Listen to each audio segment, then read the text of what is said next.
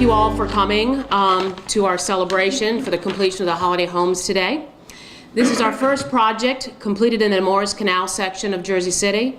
It's an important project for us because it's in an area that is positioned for much investment because of its wonderful assets, which include proximity to the light rail, Liberty State Park, and Liberty Science Center. Because of increased interest in this neighborhood, housing prices are bound to go up. And so creating affordable housing guarantees the working class people benefit from this change. With the completion of this project, we have completed a total of 240 units of affordable housing that span across 93 abandoned sites that now serve over 600 residents, with the aim of providing more affordable housing options in one of the state's most expensive housing markets. While we increase housing options for mixed income populations, we also aim to revitalize vacant properties. The lot where these houses were constructed was once vacant for many years and an eyesore to this community. Today we have these beautiful structures which will provide an asset to the community and the first-time home buyers, some which are coming right from this very neighborhood. Also today, we dedicate this project to Benjamin and Queen Esther Thomas, who are lifelong residents of the Morris Canal section, one of the first African-American business owners in Jersey City, and the first African-American woman to run for an office in the state of New Jersey. So I don't think any family members came here, so we won't congratulate them yet. We'll hold that for later. John can do that. And we want to thank the city of Jersey City, the mayor, the city council, Councilwoman Diane Coleman, the Community Development Office, Doris Toon and her team, JCRA, and our great friends at TD Bank and all their team, and the Morris Canal CDC. I also want to thank our board of directors for continuing to support all the work that we're doing. And last but not least, I really want to thank our staff, John Restrepo and Ricardo Rosario and the rest of John's team for actually making this project come to fruition. So thank you, John. That this is the next wave of investment for Jersey City, the Morris Canal section, because of its location. So it's quite important, and also we're very proud of the quality that we put up. As when you get a chance to walk around this building, you see there's very little difference or no difference at all between what we do and market rate developers do in this particular neighborhood. And we're very proud of that philosophy, and we continue to deliver on that philosophy. But we can't do it alone. For that, I'd like to thank all the partners that Carol mentioned, because they also subscribe to that particular philosophy. Creating affordable housing right now, it's more important than ever because of the environment that we're in. Those of us who have been in the business for some time know that there's less resources at the state level. There's a lot of federal cuts, but Jersey City keeps going, and we do well here because there's so many resources. There's the Affordable Housing Trust Fund. There's the home program that the REIS does a great job of managing and making sure that it gets to the projects that are going to come to fruition. What we're also able to do with the Halladay homes and the home ownership project, a lot of my colleagues throughout the states that are, throughout the state of New Jersey that are developing affordable housing are having a tough time developing for sale housing. However, here we're able to leverage the market and continue to do a good amount of affordable for sale housing. We're able to leverage the purchase power of these buyers to reduce the amount of subsidy that comes into these projects. So it's an important thing, an important asset for Jersey City, the fact that we can still sell homes here. With this particular project, this site where we're sitting, it used to be an auto service station. And so the fact that we're able to put these elegant buildings that magnify the assets of this neighborhood, it's a great thing. But let's really get down to what's really important, and that's the buyers. Okay, so let me tell you what's going on here behind the scenes, behind this beautiful property that you see. This particular home is affordable to a buyer making a minimum of 40 grand a year. That means a couple making $10 an hour can afford this home. Okay, their mortgage payment out of pocket, including everything, principal, interest, taxes, and insurance, is about $1,100 a month. That's really important. They're able to do that because of this two-family model, because the rental income helps supplement the leverage that the buyer can provide for this particular property. But the most important thing that we love about doing what we do is that at the end of the day, each one of these buyers is going to have disposable income between $5,000 to $7,000. That's $5,000 to $7,000 a year that they didn't have available to them prior to purchasing this particular property, because maybe they were paying $1,500 of rent for a similar unit or a much smaller unit. You see how big and beautiful this particular property is. So we'd like to duplicate this. As you know, Garden State Episcopal is making a push to do this kind of housing throughout the state of New Jersey. That's a plug for anyone that has a pretty wide network. So I again want to reemphasize the partners, the Jersey City Redevelopment Agency, Franklin and Chris. Thank you for your support. We purchased this particular land for 70 grand. 70 grand for 4 lots. It's quite a good deal in this particular market. It's an expensive market to buy land. I'd also like to reemphasize the investment from the city and the home program, a little bit over $1 million to make these homes affordable so we can sell them for $250 so those families can buy them for $250 and pay $1,100 a month. But I also like to thank the administration. What's key here and what we weren't able to do in another market, which I will not say where we went to try to shop this model, is in rearranging the taxes on this particular property.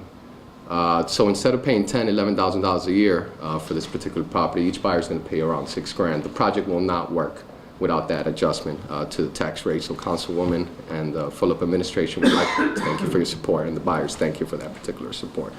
Last but not least, I want to thank my team, Jack Ingles and Alex Merlucci from Ingles Architecture and Engineering. They always do a wonderful job of designing all of our projects. We have a Jersey City-based contractor who's not here, Calico Construction, who also does a great job. But I'm also happy to report that we have 3 of the 4 properties under contract. All of our buyers, and the 4th one that's up for contract, all of our buyers are potentially from Jersey City. 2 of our buyers are from Ward F. 3 of our buyers are from Ward F, and 2 of them live within a 2-block radius of this particular property. So I think that's a pretty good story.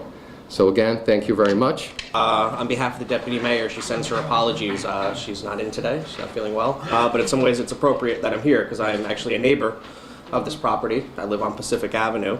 So I can kind of tell the story. 2 years ago, this was a rather large vacant lot that had become an eyesore in the community. It was overgrown, it was uncared for. And I remember actually being at the community meeting where John and the CDC presented the plans for this building, and everyone was very happy that it would finally come under development and come up under development in such a way that our neighbors and the working class of Jersey City would have a wonderful place to live. And it's wonderful to be here to see it come to fruition. It's truly a great building. I took a walk around upstairs. This is exactly the kind of project that is important for a city like Jersey City, because we want to balance the needs of all of our residents. And as certain residents come in, we don't want other residents to be turned out. So this is a perfect example of the way we can leverage funds from the federal government, managed by Ms. Toon's office, the Department of Community Affairs, with the guidance of the administration and the City Council, and we can use a relatively small amount of money in the scheme of things to provide a wonderful housing for families in Jersey City. So I'm happy to be here.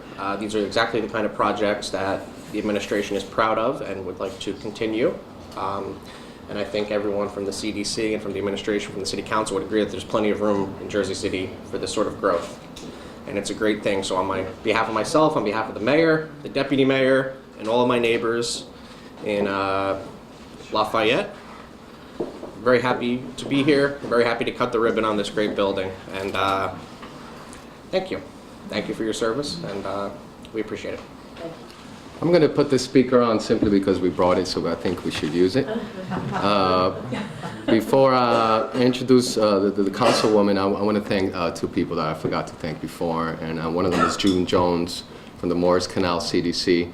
As Doug mentioned, we met June and did quite a bit of planning and talking prior to coming to the Morris Canal section and planning this project. So June, I'd like to thank you very much for your support for this particular project. Thank you very much. I'd also like to acknowledge Senator Cunningham, who is always a big supporter of our project and everything else that we do, whether it's housing related or not. We've been very involved with her office for those who are familiar with our efforts in the Greenville neighborhood of Jersey City and the I Love Greenville Community Plan, which was just approved by the Department of Community Affairs to receive tax credits, and that's a very important effort, and we hope to see that happen here in Morris Canal as well if the state opens up another round of NRTC projects. So thank you, Senator. With that, I'd like to introduce Diane Coleman, our Ward F Councilwoman. Diane, what can I say? You're always very supportive of everything that we do. We know Diane for quite some time now, worked with her in her role with Building an Empire, which was a very active member of the I Love Greenville Community Plan. But Diane's always very very supportive of everything we do. Besides the homeownership project, we just finished another project 5 months ago at 242 Bergen Avenue, which was an eyesore to the neighborhood, a vacant building across the street from Snyder High School. And we also just finished another 4 units supportive housing in 84 Seaview. And so, Diane, we thank you for your support for Garden State Episcopal and the Jersey City residents. As I always say when I come to these ribbon cuttings that Carol and John and the whole Garden State Episcopal CDC creates, it's just so exciting because I've lived in Jersey City about 60 or more without saying exactly how many years. And if I told you, probably wouldn't believe me anyway. So, but I've watched the rise and fall of Jersey City, and it is so exciting to see quality, affordable homes like these that the Garden State and their family have provided to the community. It's just such a thrill.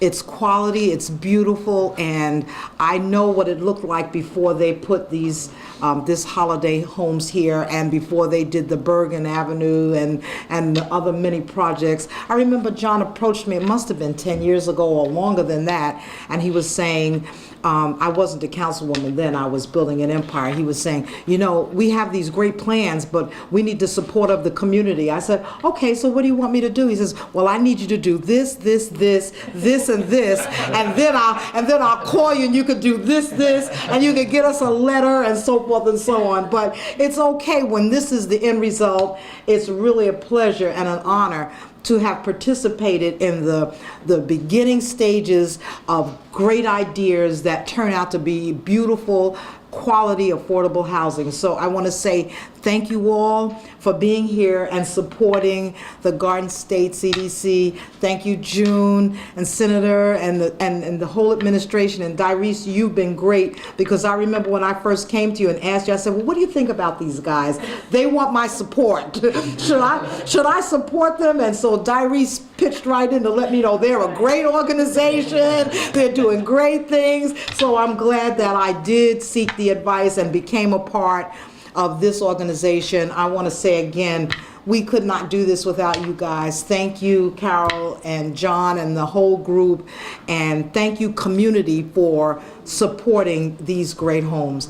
This means more people who work a full job and paying $1,500 a month rent for an apartment that is substandard and working overtime and double time to pay rent in an apartment that they're not comfortable in, will now be able to pay less money for their own home and have a source of income to support them. And that is just, that's a dream come true. So thanks again, and it's an honor for me to be here this morning. Thank you so much. We started working with the Jersey City Redevelopment Agency back in 2008 when we were planning 167, 169 Monticello Avenue. It turned out to be a great project. It turned out to be the first mixed-use building in over 20 years on Monticello Avenue.